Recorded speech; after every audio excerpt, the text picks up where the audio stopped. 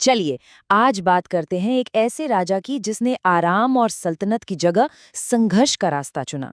ये कहानी है उस महान प्रतिरोध की जिसने इतिहास में अपना नाम हमेशा के लिए दर्ज करा दिया। जरा सोचिए, एक तरफ एक अकेला राजा और दूसरी तरफ एक पूरा का पूरा साम्राज्य। क्या हो सकती हैं जीतने की संभावनाएं? यही सवाल तो महाराणा प्रताप की पूरी जिंदगी का केंद्र था। तो चलिए इसे जरा और करीब से देखते हैं। हल्दी घाटी की लड़ाई में ताकतों का ये फर्क देखिए। एक तरफ महाराणा प्रताप के करीब 20,000 सैनिक और दूसरी तरफ मुगल साम्राज्य के लगभग 80,000 की फौज। मतलब सीधी सीधी 4 गुना बड़ी सेना।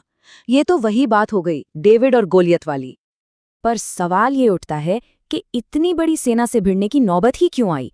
ये सब शुरू हुआ एक फैसले से, एक ऐसे फैसले से जिसने एक पूरी विरासत को हमेशा के लिए बदल दिया।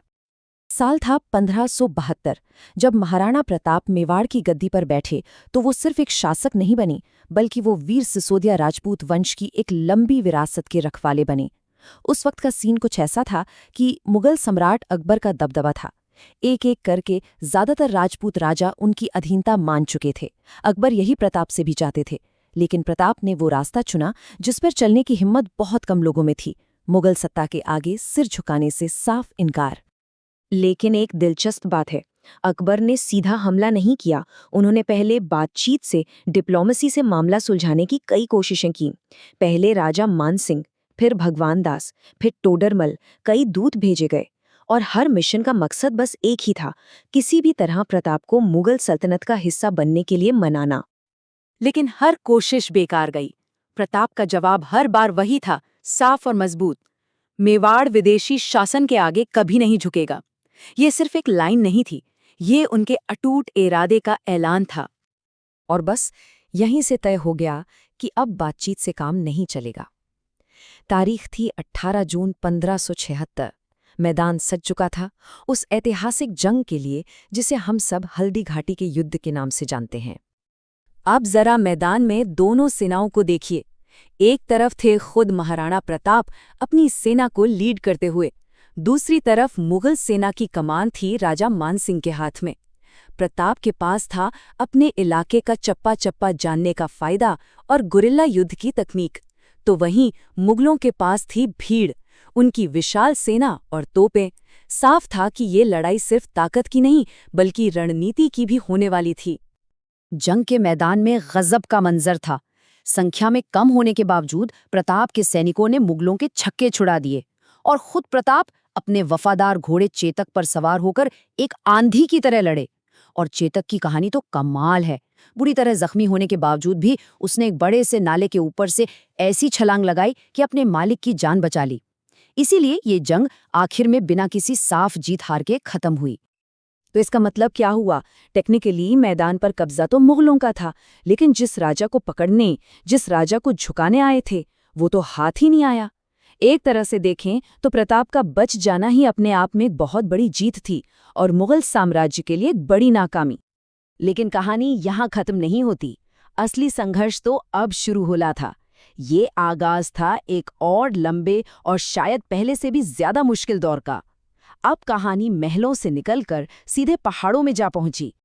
निर्वासन यानी एग्जाइल एक राजा के लिए इससे बुरा क्या हो सकता है, पर अब यही प्रताप की किस्मत थी।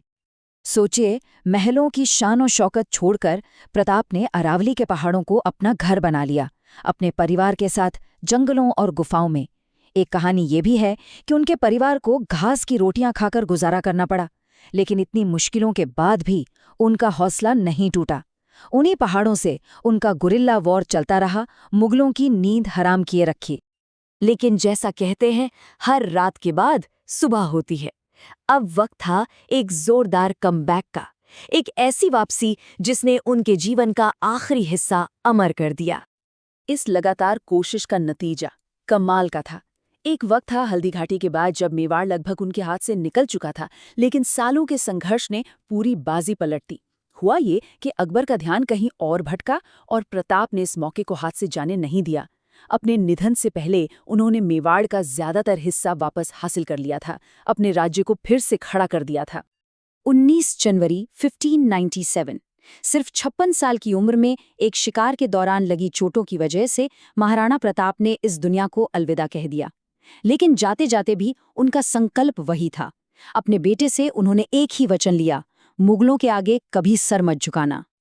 तो आखिर क्यों इतनी सदियों बाद भी हम महाराणा प्रताप को याद करते हैं? क्योंकि उनकी विरासत, उनकी लेगेसी सिर्फ जीत या हार की नहीं है। ये विरासत है संघर्ष की, आत्मसम्मान की। उनकी कहानी शौर्य यानी वैलर शब्द को एक नया मतलब देती है। इसका मतलब है मुश्किल से मुश्किल हालात में भी हिम्मत ना हारना।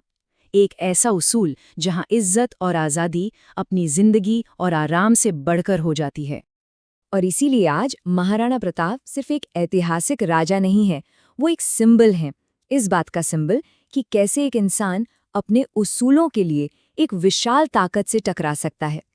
उनका नाम राजपूत शान और आज़ादी की भावना से जुड़ गया है, और उनके साथ साथ उनका घोड़ा चेतक, वो भी हमेशा के लिए वफादारी और बलिदान का प्रतीक बन गया।